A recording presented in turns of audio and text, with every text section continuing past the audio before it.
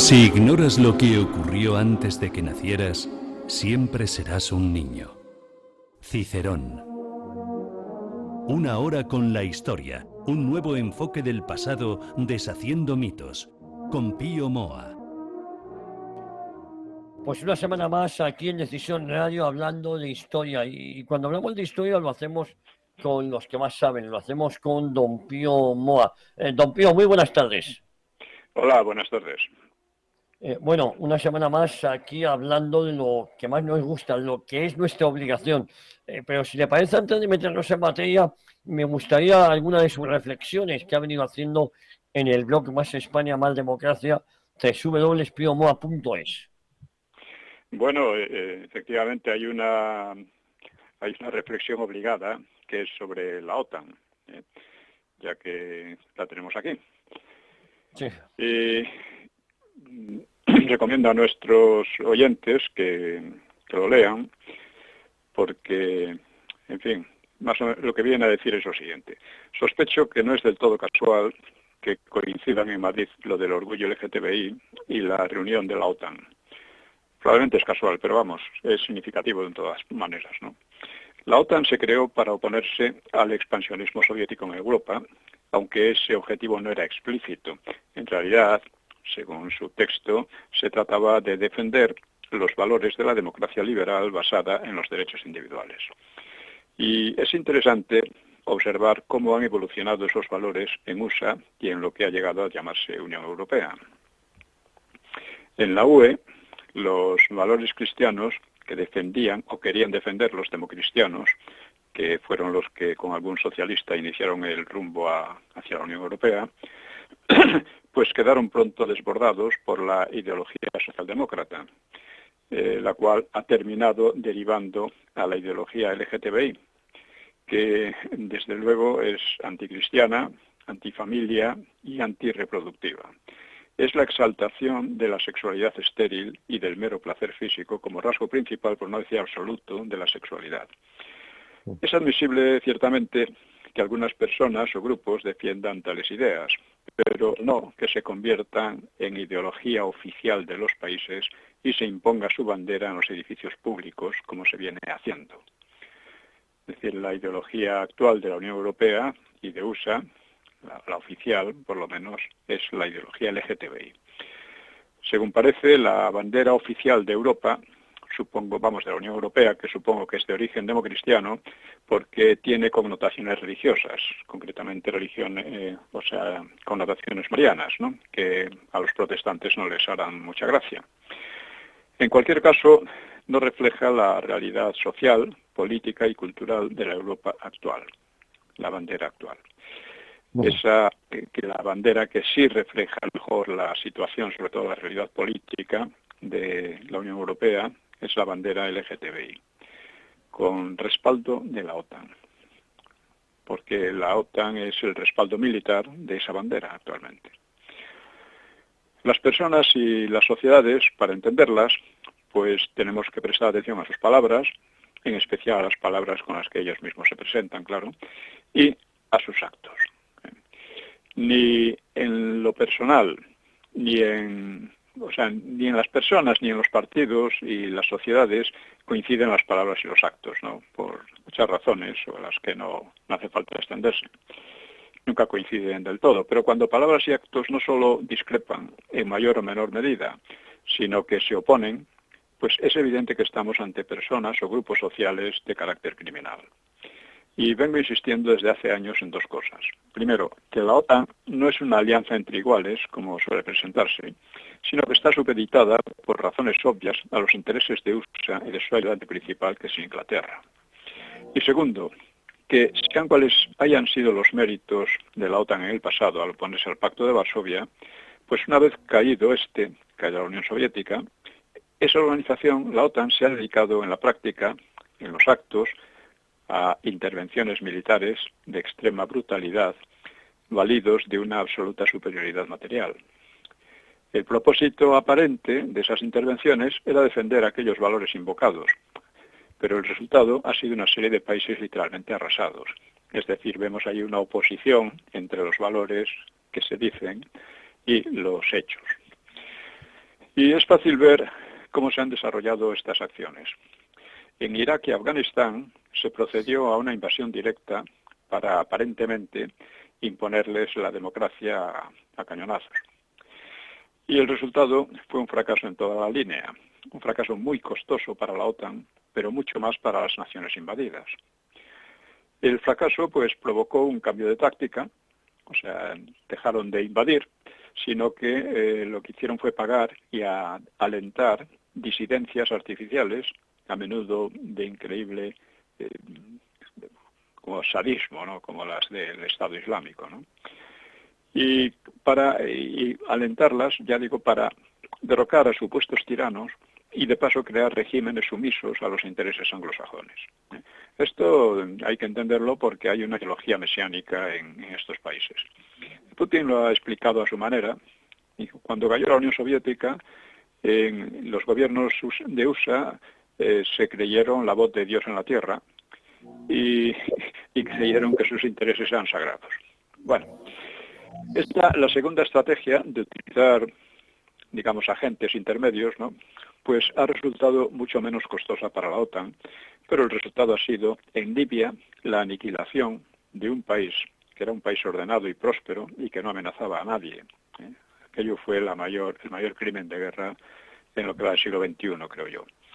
Y en Siria ha sido mucho peor, ha sido una guerra interminable y devastadora, de una crueldad enorme, aunque no han logrado liquidar al gobierno, el gobierno de Assad, que es un gobierno legal y reconocido en la ONU, y que lo pintan como un tirano, los mismos que han estado apoyando al Estado Islámico.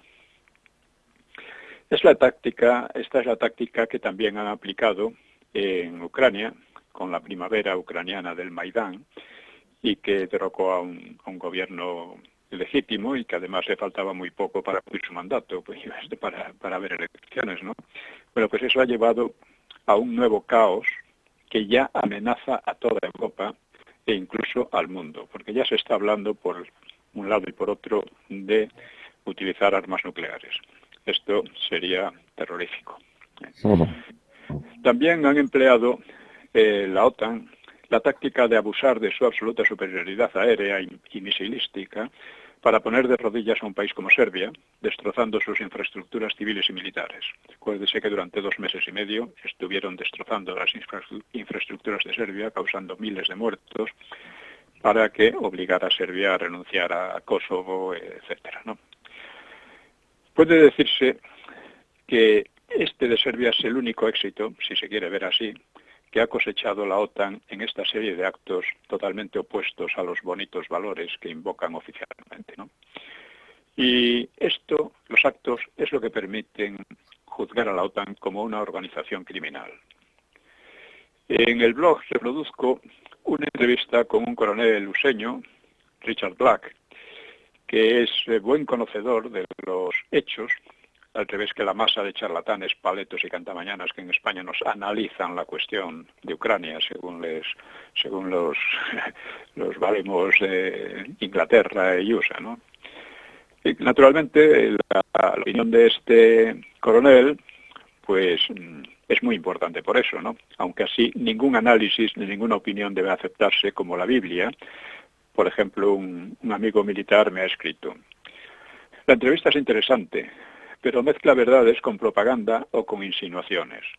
Hay fotografías de material capturado y personal abatido de operaciones especiales rusas años antes de cuando oficialmente entraron en Siria. Por otro lado, los rusos usaron mangueras dragaminas pesadas UR-77 Meteorit y las proporcionaron al ejército sirio, limpiando calles de Alepo, eso sí, una ciudad que ya había sufrido grandes daños. Estaba prácticamente arrasada, ¿no?, antes de que llegaron los rusos. Respecto al puerto de Beirut, todas las pruebas, la explosión enorme que hubo allí, todas las pruebas apuntan a un almacenaje deficiente de material para explosivos de Hezbollah, y hay grandes presiones sobre los jueces que lo investigan. En fin, que los useños no son buenos precisamente, pero hay que coger con pinzas estas cosas. Bueno, le contesté: lo esencial en Siria, como en Libia, es que USA y su OTAN organizaron unas guerras salvajes, que en Siria la OTAN ha intervenido, es decir, USA, propiamente, ¿no?, ha intervenido de modo absolutamente ilegal, mientras que Rusia actúa por petición de un gobierno legítimo y reconocido internacionalmente, conocido en la ONU.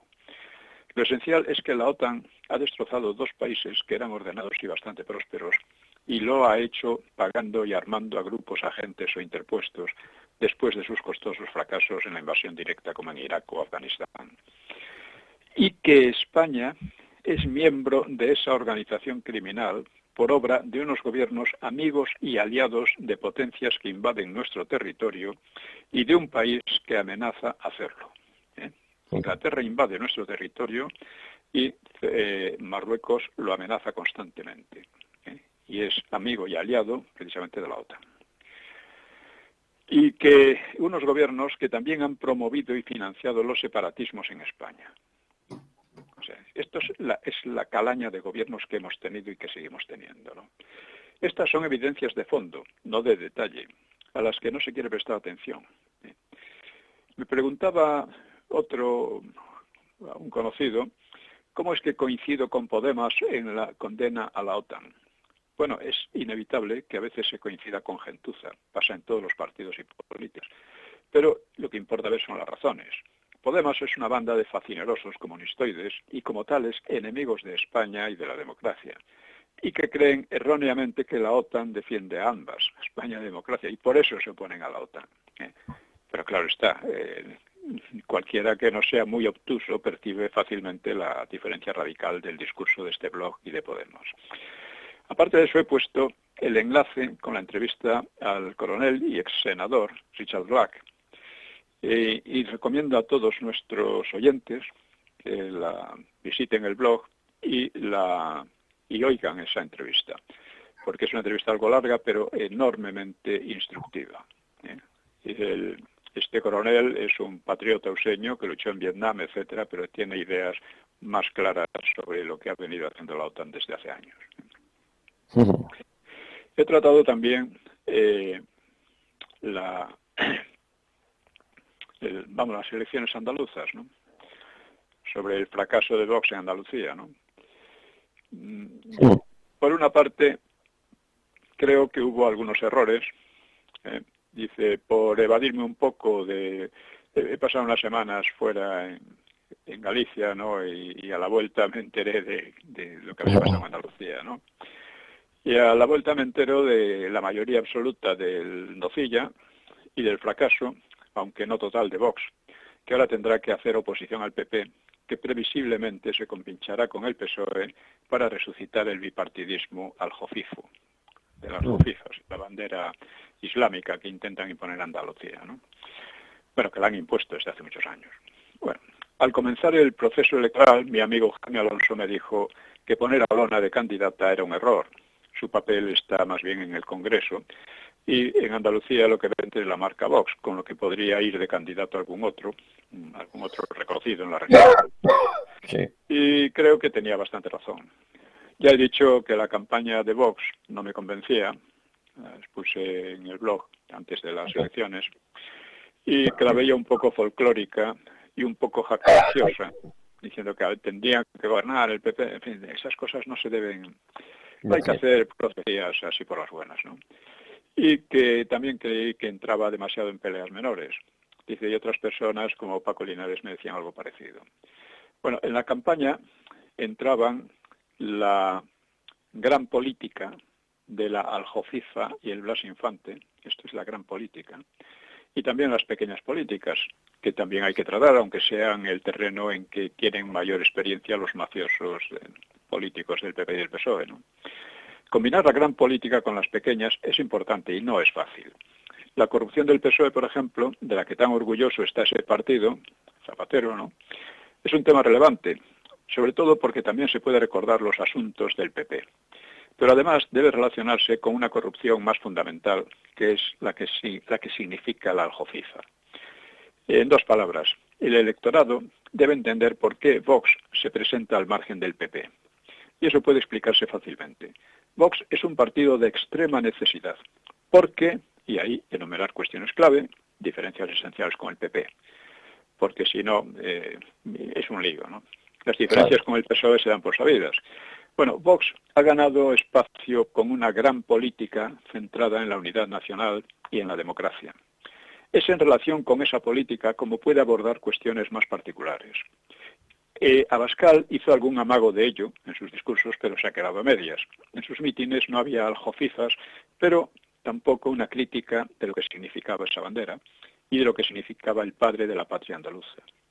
O sea, es el tipo de cosas en las que quedarse a medias da impresión de apocamiento y de oportunismo.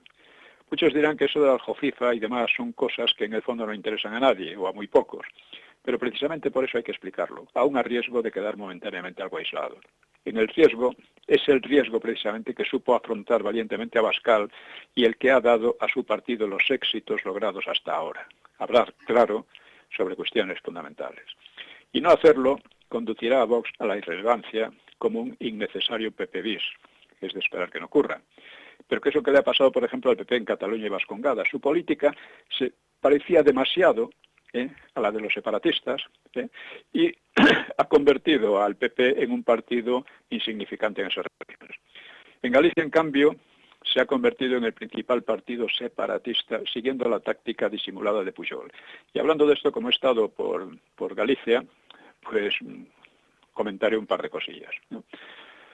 Estuve en el Monte Santa Tecla, con sus paisajes increíbles y un extenso castro histórico. En el museo que recoge los materiales del castro, explicaciones en gallego y español. En gallego, con letras grandes, en español, pequeñas. El mensaje implícito es que el español no es propio de Galicia, aunque haya que tolerarlo debido a una historia poco agradable. Pasé unos días en la playa de Patos, donde hay mucho surf, y cosas como una Patos Beach House, una Conservera House, unos apartamentos Sunset, welcomes y frases en inglés en casi todos los establecimientos. Esto, claro, podría justificarse falsamente si el turismo anglosajón fuera allí muy abundante, pero es insignificante. El turismo allí es local o nacional, en por lo menos el 90%.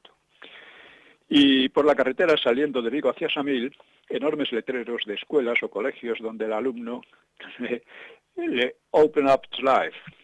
O sea, le abren el pasaporte para la vida, le abren la vida, que supone que buena. Otro de promoción oficial reza, the best playas, the best luces, the best properties. Viva Vigo, viva en Vigo. O sea, en fin, este horrendo, ¿cómo se llama? Spanglish, ¿no? Y el mensaje siempre es el mismo. El inglés es la lengua de prestigio y el español debe quedar progresivamente para los paletos. Es cierto que la lengua materna, y en la que habla la mayoría de los gallegos, es el español común y muy difícilmente conseguirán desplazarlo por la lengua regional, que es una lengua española también, pero regional. Pero sí lo están desplazando por el inglés, no porque la mayoría consiga algo más que chapurrearlo, sino porque crea ese ambiente de desprecio implícito y de paso se va desplazando el español. Y esta es precisamente la política de Pujoliño, de Feijóo, por lo demás imitada a los separatistas catalanes. Desplazar el español de la vida oficial, crear resentimientos cordiales, dice él, y fomentar el inglés.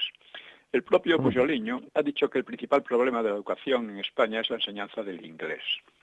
Y veo en el Faro de Vigo esto. Más de 2.500 alumnos vigueses estudiarán inglés en Reino Unido e Irlanda, para desarrollo del programa Vigo en Inglés. Sin llamarlo así, este es el programa de Hope Aguirre en Madrid, ¿no? Esperanza Aguirre, ¿no? Viajarán en avión en varias tandas financiados por el Ayuntamiento de Vigo. Es decir, las autoridades pagadas por todos gastan el dinero público en promocionar el inglés, porque es la lengua que te abre a la vida, al trabajo y al futuro, porque esa es la consigna. Bueno, me preguntaba alguien qué se puede hacer contra esto. Yo, por supuesto, denunciarlo, porque es preciso concienciar a la gente del desplazamiento de nuestro idioma y del descrédito de nuestra cultura. Pues si esa gente se deja llevar, la gente, vamos, en general, se deja llevar del ronzal sin oír una protesta, pues no hay ningún remedio. Pero además de denunciar, es preciso avanzar una política cultural que ningún partido tiene, más allá de promover el inglés como lengua superior de la cultura y el trabajo en España, que eso lo hacen todos los partidos. ¿Para qué insistir? Sí. Porque si el español no recupera su capacidad creativa propia, a la larga quedará reducido a lengua doméstica. Y ya hoy la cultura hispana, aquí y en Hispanoamérica, es un remedo patético de la cultura anglosajona. Desde luego ningún gobierno hará que surjan grandes escritores, pensadores, artistas o científicos, porque esas cosas son ajenas a la política, pero en cambio es mucho más fácil desarrollar la ciencia y la técnica en español. Un programa también hispanoamericano. Pues eso no requiere más que un criterio general y medios. Hoy ese criterio no existe simplemente, y si no existe esa intención, pues ya no hay nada que hacer, ¿no? Pero también se puede reestructurar la enseñanza desde la elemental y reformar la actual universidad.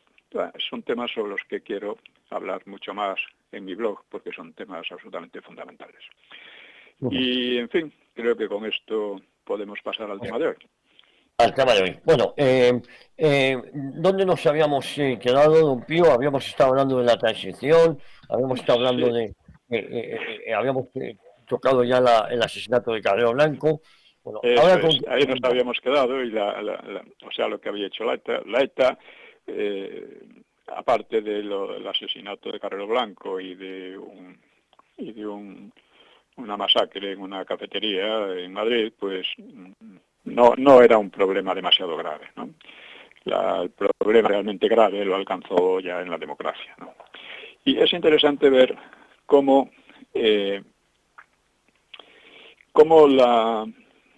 la oposición era perseguida entonces. La oposición en gran parte era tolerada y en parte perseguida, pero para darnos cuenta de cómo era en aquellos años, me refiero a los años 60-70, pues puede darnos una idea de las condenas del TOP. El TOP era el Tribunal de Orden Público, que se creó en 1963, según iba aumentando la actividad comunista y la conflictividad social, que en gran parte eran alentadas por la Iglesia del Vaticano II, ¿no? Bueno, pues el Tribunal de Orden Público duró hasta 1977 y en esos 13 años produjo 9.000 condenas, de acuerdo con el estudio de un magistrado comunista, un tal Juanjo del Águila, que afectaron a 11.261 procesados con un total de 10.146 años de prisión. Esto suponía menos de un año de cárcel por persona. O sea, este Juanjo del Águila trata de dar una impresión de terrible represión masiva y tal, pero sus mismas cifras le desmienten, ¿no? Esto es común en ellos, ¿no?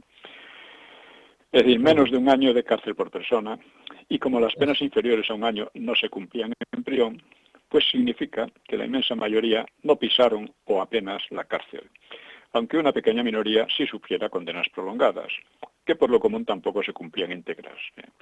Incluso recordemos que en los años 40 la mayoría de las condenas a prisión perpetua no duraban más de 6 años. Bueno, pues muchos de los condenados, además, lo eran más de una vez. Y ello indica una represión muy inferior a la que tratan de sugerir estudios truculentos como el de este magistrado, el tal Águila. El aspecto cualitativo no importa menos. El autor del estudio lo titula el TOP, la represión de la libertad, dando a entender que los encausados eran demócratas. Pero en boca de un comunista, la palabra libertad tiene un significado peculiar. Y desde luego, cabe insistir, no había demócratas en las prisiones. No había un solo demócrata en las prisiones, en las cárceles. Eran todos comunistas o etarras o terroristas de otros grupos. ¿No? La casi totalidad de los detenidos fueron comunistas, como digo, mayormente del partido del PC, de Carrillo, y ya al final pues ingresaron otros afines a la ETA y tal, como decía, ¿no? El relativo auge del comunismo y el terrorismo en España durante esos años no se comprenderá, insisto, sin el giro político del Concilio Vaticano II. Concilio según lo interpretaron diversas corrientes de la Iglesia, que extendió una verdadera red de protección sobre los antifranquistas. Sin esa protección, hay pocas dudas de que tales grupos habrían encontrado dificultades mucho mayores y se habrían desarrollado mucho menos. Dificultades mucho mayores, sobre todo en su incidencia popular, que era muy poca y siguió siendo muy poca.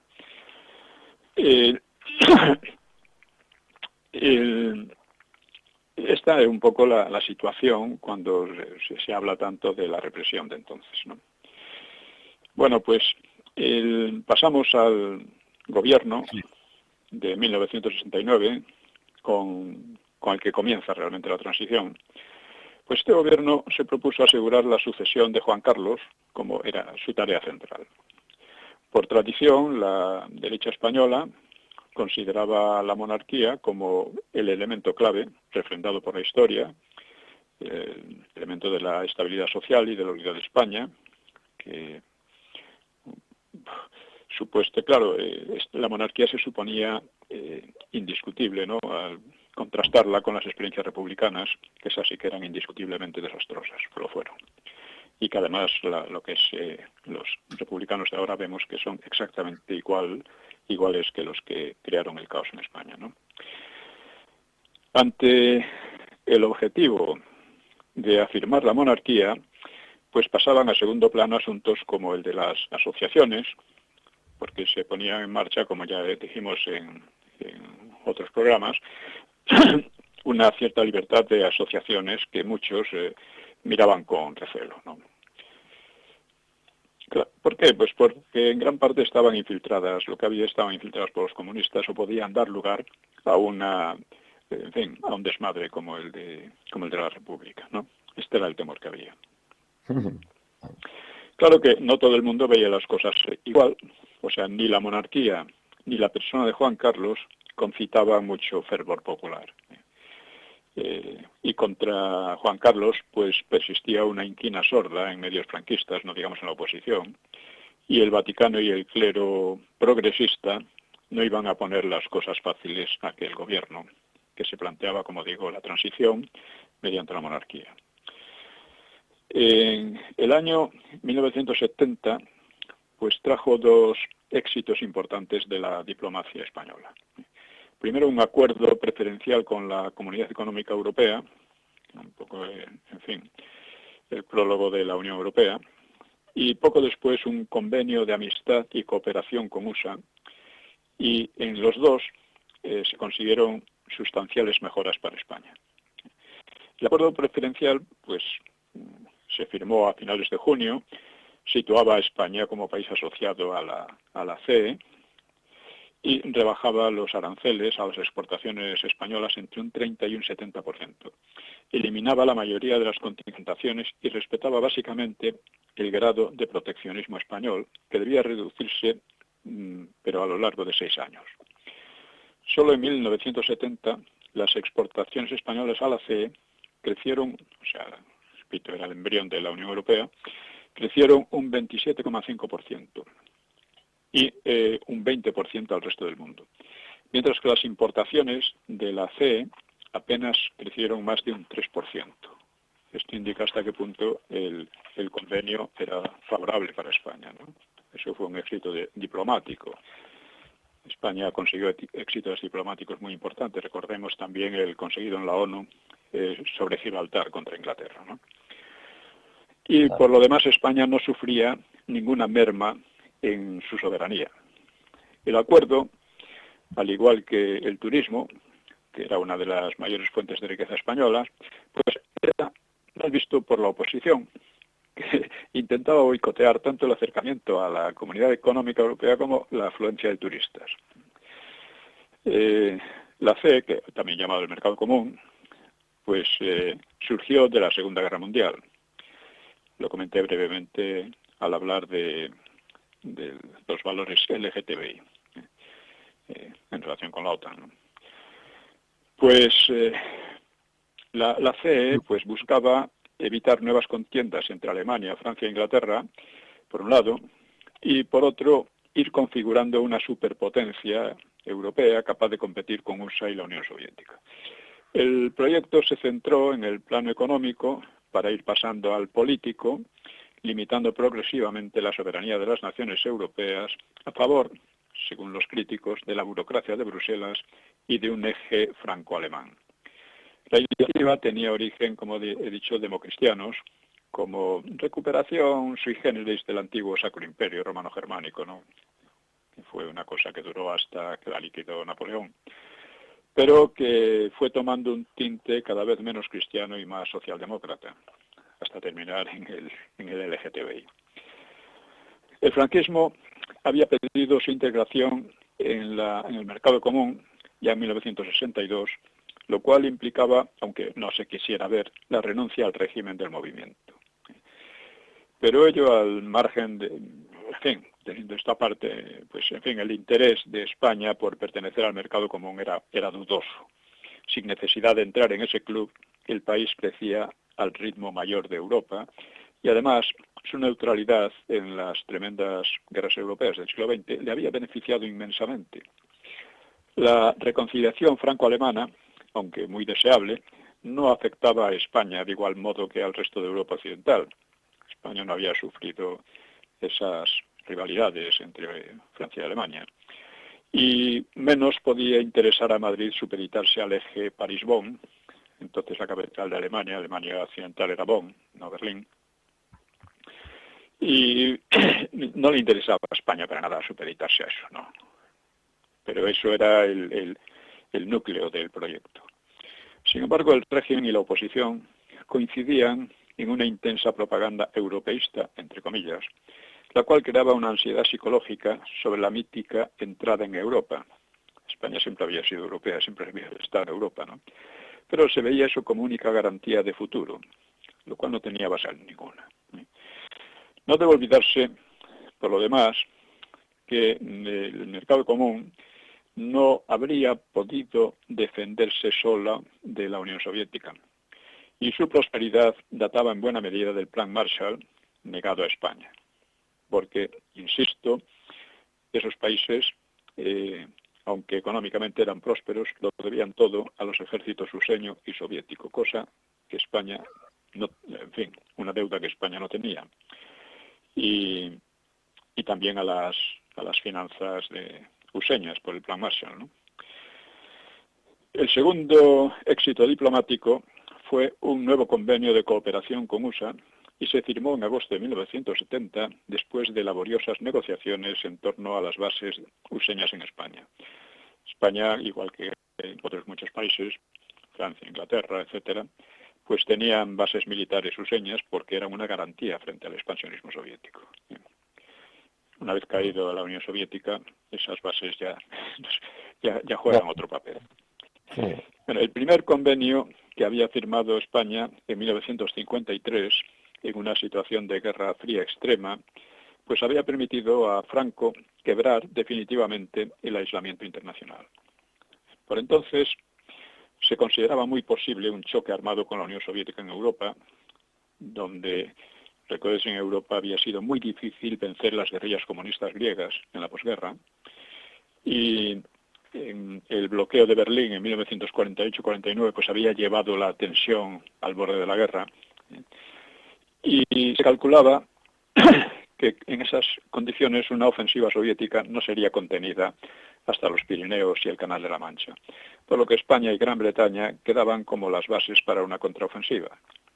Y así, Washington y Madrid habían tenido el mayor interés en llegar a un acuerdo, el cual rompía la trayectoria de neutralidad española, pero se suponía que en una nueva guerra, máxime si esta llegaba a hacerse nuclear, la neutralidad no serviría ya de nada.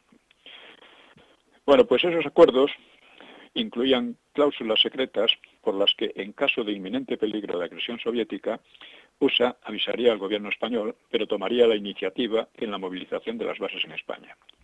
Esto, claro, era lógico, ¿no? Por el contrario, no había compromiso useño para apoyar militarmente a España si España sufría un ataque externo, que solo podía sufrir de Marruecos, claro. O sea que no necesitaba tampoco esa protección. Bueno, esta disimetría se ha presentado como una claudicación de Madrid, pero respondía a la realidad estratégica de los años 50. España solo tenía como enemigo potencial, como digo, a Marruecos, una potencia de categoría económica y militar muy inferior a España, y, como digo, no precisaría ayuda ninguna. Ahora con lo de la OTAN que están diciendo que incluya a Ceuta y Melilla, cosa que me parece que no van a hacer de ningún modo, es decir, adornándolo con buenas palabras, España no tiene ninguna necesidad de protección de la OTAN frente a Marruecos. En el momento en que tuviera necesidad de esa protección, España ya estaría perdida. Sería un país que no estaría dispuesto a defenderse, entonces, pues, ¿para qué ir más allá, no? Y esto como para los demás países europeos, la defensa de España frente a la Unión Soviética dependería necesariamente de USA, que también disponía de bases en los principales países de Europa Occidental, pues inevitablemente USA mantenía sus propios secretos al margen del país acogedor. Este es un hecho que llevó en su momento a De Gaulle a expulsar las tropas useñas, las bases de USA, salir de la OTAN o de parte de la OTAN y construir su propio arsenal nuclear, pensado como núcleo de un futuro poder europeo. Ya, por cierto que en España había un proyecto llamado Proyecto Islero de llegar a la bomba atómica, que era completamente innecesario. Franco lo veía con bastante escepticismo, pero en fin, había esas ideas. Y ese proyecto pues fue apoyado por los franceses, el proyecto español, pero no, afortunadamente no llegó a nada, es decir, llegó a mucho, porque eso fue la base de la creación de la Junta de Energía Nuclear, que permitió crear aplicar la energía atómica para generar electricidad y además crear un núcleo científico nuclear, en torno a la energía nuclear, que era muy respetado fuera de España también. O sea, un núcleo científico de gran importancia. Fue un poco el fruto real de aquel proyecto. Algunos dicen que es que, claro, USA quería que España no tuviera la bomba atómica, lo cual es cierto, y que por eso mató a Carrero Blanco. Vamos, Pakistán tiene la bomba atómica, la India tiene la bomba atómica, otros la están desarrollando, y que se sepa, la CIA no se ha dedicado a asesinar a sus jefes de gobierno. En fin, dejemos ya eso. Bueno, el abandono de la neutralidad no significó que Madrid supeditase su política exterior a la de Washington. Así, por ejemplo, no reconoció al Estado de Israel. No lo reconoció, entre otras cosas, porque le importaba mucho tener el apoyo de los estados árabes, que fueron los que apoyaron a España junto con los hispanoamericanos para romper el aislamiento. Y porque Israel se portó de manera miserable con España al votar el aislamiento de España varias veces, después de que España había sido uno de los poquísimos países que habían ayudado a los judíos a escapar de la persecución nazi. En fin, tampoco España pidió la entrada en la OTAN, mantuvo las relaciones con la Cuba castrista, a la que vendió camiones, barcos de pesca, etcétera, pese al embargo comercial decretado por USA a causa de la confiscación de bienes useños en la isla, ¿no? Y no es que Franco simpatizase con Fidel Castro, por supuesto, de ninguna manera, pero veía el aspecto del castrismo como oposición a una hegemonía aplastante de USA en Hispanoamérica, ¿no? Por ejemplo, también rehusó en 1965 colaborar en la guerra de Vietnam, como le pidió el presidente useño Johnson, y Franco le vaticinó que USA sería derrotada, como efectivamente lo fue. Bueno, pues para 1970, un año después del nuevo gobierno, la tensión entre los bloques había disminuido en Europa. La Unión Soviética había renunciado a la confrontación militar en Europa, pero no en otros continentes, porque seguía alimentando los movimientos anticoloniales y movimientos llamados de liberación, así como apoyaba al Vietcong y a Vietnam del Norte, y se dedicaba más bien a la subversión interna en estos países mediante los partidos comunistas, mediante los movimientos pacifistas y grupos terroristas, porque todo esto coincidía. Durante aquellos años 60, principios de los 70, los movimientos pacifistas llegaron a tener una importancia muy grande en las universidades en Europa y en USA, y que claro, pedían que se renunciase a la bomba atómica, la desmilitarización, pero claro, esto a la Unión Soviética le venía maravillosamente, como se puede imaginar. Bueno, pero aquí funcionaba así, ¿no? Y esto junto con grupos terroristas. Todo esto sí lo patrocinaba Rusia, pero había renunciado a la idea de una confrontación general, de una guerra general, que hoy, con lo de Ucrania, vemos que existe de nuevo ese peligro, no por la Unión Soviética, sino por la política de la OTAN, y a la que responde Rusia de una manera quizá discutible, pero de todas maneras que hay que entenderlo. Esta guerra, la actual guerra, podía haberse evitado simplemente con que Zelensky, o sea, con que aceptara la neutralidad de Ucrania, que era todo lo que le pedía Putin, no otra cosa. Sí. Claro, para Rusia la proximidad e inmediatez, porque Ucrania casi entra en el territorio ruso, pues de estar allí la OTAN, teniendo en cuenta las experiencias de Siria, de Libia, etcétera, pues claro, es una amenaza real. Bueno, pues en ese panorama, al mismo tiempo hay que decir que la Unión Soviética estaba afrontando un descontento creciente en los países satélites, especialmente en Polonia, ¿no? Bueno, pues en esa situación España firmó el 6 de agosto un tratado de amistad y cooperación con USA más ventajoso, con fuerte ayuda económica, militar y de otros tipos. Las bases, que antes eran nominalmente conjuntas, pues pasaban a propiedad exclusiva española, con permiso a USA para mantener en ella tropas y servicios. También pasaba a propiedad española el oleoducto de Rota a Zaragoza, que habían construido los ruseños. Para caso de amenaza extrema, el mero aviso de Washington a Madrid se transformó en obligación de consultas mutuas urgentes y la contribución española a la defensa europea se mantuvo plenamente. O sea, como colofón a las negociaciones, pues el 2 de octubre el presidente Eugenio Nixon visitaba España dentro de una gira por Europa. Bueno, el nuevo gobierno también mantuvo la posición anterior con respecto a Gibraltar, colonia inglesa en España, a la cual había sometido a bloqueo el anterior ministro de Asuntos Exteriores, Fernando Castilla. Según Fernández de la Mora, dice, el embajador británico se había hecho la ilusión de que con buenas palabras lograría el primordial objetivo de levantar el bloqueo de Gibraltar. Pensaba que para afirmar su personalidad, los ministros suelen propugnar lo contrario que sus predecesores. López Bravo mantuvo íntegramente el bloqueo, a pesar de las tentaciones con que le asediaba el lobby británico en Madrid. Abra usted la verja, venían a decirle, y le daremos patente liberal en el mundo. Dice Fernández de la Mora, cuando en 1972 visité oficialmente Londres, quiso verme Hume, que era el primer ministro. No, entonces ocupaba el Ministerio de Asuntos Exteriores. Solo me habló de Gibraltar. No podía creer que lo que llamaba la joven generación europea recién llegada al poder en España no estuviera dispuesta a cambiar de rumbo y a congraciarse con Gran Bretaña. Le respondí, todo es posible si el Reino Unido renuncia a la soberanía sobre su última colonia en el continente europeo. De otro modo, nada cambiará en Gibraltar. Torció el gesto. Comprendí perfectamente que Londres quisiera convertir otra vez en pingüe negocio y en consentido enclave lo que el bloqueo había transformado en una pesadilla. Pero el interés de España era exactamente el contrario. Hay que decir que López Bravo no fue tan serio ni tan sólido como dice aquí Fernández de la Mora. Claro.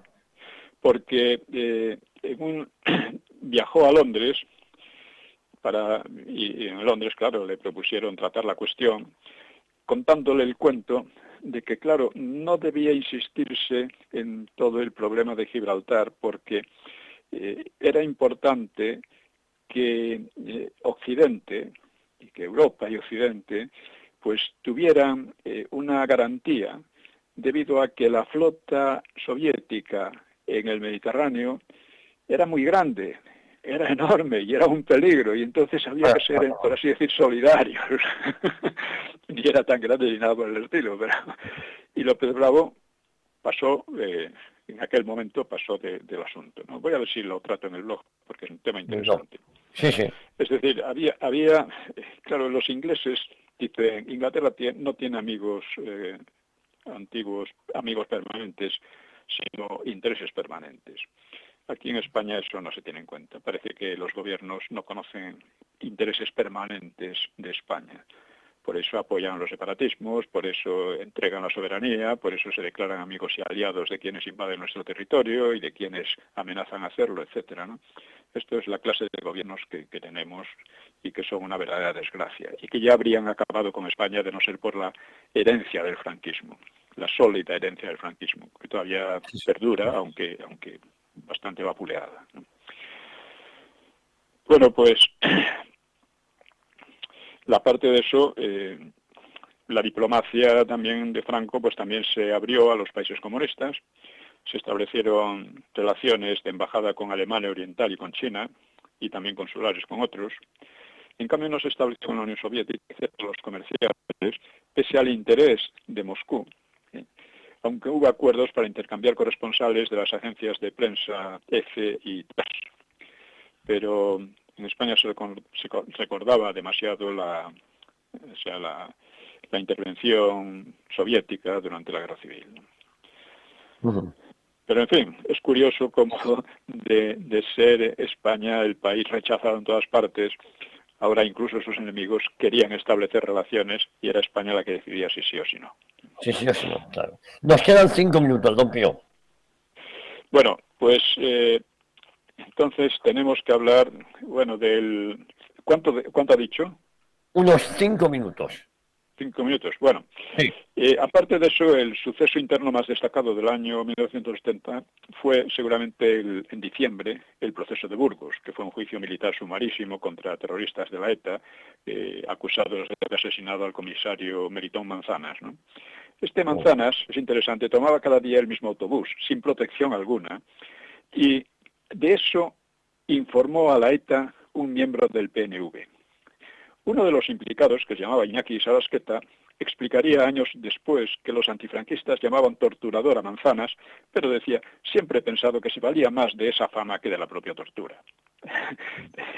Pero se volvía contra ellos. Hablar del torturador, cuando los detenían, iban tan asustados que cantaban demasiado, ¿no? O sea, de inmediato recibió la ETA la solidaridad del PNV, el cual difundió el bulo de que tras la muerte de Manzanas había un lío de faldas, y acusó al régimen de realizar un genocidio sañudo y sistemático, ininterrumpidamente desde la Guerra Civil. Justificaba los atentados como respuesta a un masivo terror de Estado, señalando como prueba de ese terror los 150 presos y 50 confinados durante el pasado estado de excepción. Fíjense las cifras, ¿no? Un genocidio, ¿no? Lo que da el verdadero calibre del genocidio y del terror alegados. Otras cifras hablaban de casi 2.000 detenidos, aunque la mayoría pues salieron libres enseguida. Y si los atentados respondían a la represión, no explicaba cómo tal réplica surgía cuando la represión era menor y no en épocas anteriores, como los años 40, que eran más duras, ¿no? Pero el principal puntal del terrorismo no fue el PNV, sino el mucho más influyente clero, conocido como progresista. Entre los encausados figuraban 2 clérigos, y el 21 de noviembre, poco antes del juicio, los obispos de Bilbao y San Sebastián, Cirarda y Argaya, con respaldo de gran parte de la jerarquía eclesiástica del resto de España, difundieron una pastoral condenando en el mismo plano las violencias estructurales, las subversivas y las represivas. Bueno, ello daba respaldo moral a los terroristas porque igualaba sus violencias con la represión legal y las justificaba implícitamente como reacción a la violencia estructural. O sea, todos los regímenes del mundo se basan en una violencia estructural. Eso tiene la policía y el ejército, claro. Bueno, esa doble falacia iban a emplearla sin tregua aquellos clérigos, los nacionalistas, los separatistas y la oposición, también durante la democracia. El episcopado publicó notas contra eventuales penas de muerte y pidió un tribunal ordinario y no militar. El abad de Montserrat, que se llamaba Cassià Just, auspició un encierro de 300 intelectuales y artistas en su monasterio y condenó ante el influyente diario Le Monde cualquier compromiso de la Iglesia con el régimen, al que acusaba de reprimir al pueblo por el único delito de oponerse a Franco. O sea, el pueblo se oponía a Franco, ¿no? Y era castigado por ese delito. Así, los acusados del juicio de Burgos constituían los auténticos representantes del pueblo y no eran perseguidos a causa de los asesinatos mencionados, sino solo por resistir a Franco.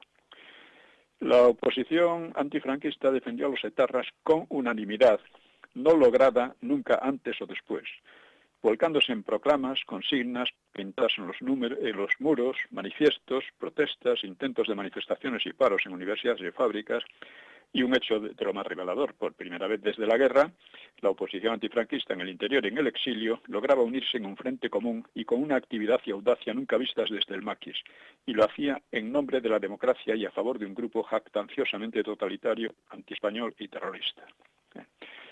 Y volvió a contar la ETA con ayudas externas del más alto nivel. Gobiernos del Mercado Común y el Vaticano presionaron sobre Madrid. Intelectuales como Jean-Paul Sartre, defensor de los sistemas comunistas, pues auspiciaba a la ETA, al igual que Picasso, Alberti, Casals y tantos más. En muchas ciudades europeas, los sindicatos y las izquierdas movían manifestaciones y protestas. Rara vez un grupo terrorista gozó de tan amplio respaldo, y precisamente por sus crímenes. Fue entonces cuando la ETA se convirtió en una potencia considerable, más por el ambiente creado por otros que por sí misma. Bueno, pues el juicio comenzó el 3 de diciembre. 2 días antes, la ETA secuestró al cónsul alemán en San Sebastián, Eugen Weil, y amenazó con quitarle la vida. El día 5, el gobierno declaró en Guipúzcoa un estado de excepción por 3 meses a fin de dar con el secuestrado, que en realidad había sido trasladado al cómodo santuario francés, porque en Francia lo apoyaban a la ETA, ¿no? Durante el juicio, los acusados se declararon marxistas-leninistas y se lanzaron contra los jueces. Hubo 6 condenas a muerte. El resultado de la agitación dentro de España fue poco brillante. Manifestaciones pequeñas, sobre todo en Barcelona y algunas localidades de Guipúzcoa, y paros aislados. Volvían a probar el escaso eco de la oposición. Pero el gobierno se vio en mal trance, pues cumplir las sentencias crearía mártires y represalias de varios países europeos, y no hacerlo se interpretaría como claudicación ante las violencias y presiones externas. En fin, el 30 de diciembre Franco reunió a los ministros, leyó una carta de la viuda de Manzanas y parecía inclinado a ejecutar las sentencias. Según Fernández de la Mora, solo un ministro civil defendió esa vía. Los militares no hablaron y los demás ministros abogaron por la conmutación. Franco aceptó la opinión de la mayoría, como solía hacer, y conmutó las penas capitales. En Madrid y muchas ciudades se convocaron manifestaciones de apoyo al gobierno. La de Bilbao fue una de las más nutridas. Pues esto creo que nos puede dar una idea de cuál era la situación, y es interesante recordarlo frente a las mitificaciones indecentes que estamos sufriendo, ¿no? Porque estamos sufriendo una verdadera propaganda totalitaria, en todos los aspectos, desde la cuestión de Ucrania hasta la cuestión de Marruecos, hasta sobre todo los aspectos históricos del franquismo y demás. Pues en fin, por esto podemos darlo por concluido. Pues lo dejamos aquí, don Pío, si le parece, con la promesa de volver la próxima semana aquí a Decisión Radio a 1 hora con la historia, desmitificando nuestra historia más reciente, nuestros sucesos que han marcado el actual presente. Le mando un abrazo muy fuerte, don Pío. Un abrazo muy fuerte para todos. Hasta luego. Y hasta la próxima semana. Un abrazo. Adiós.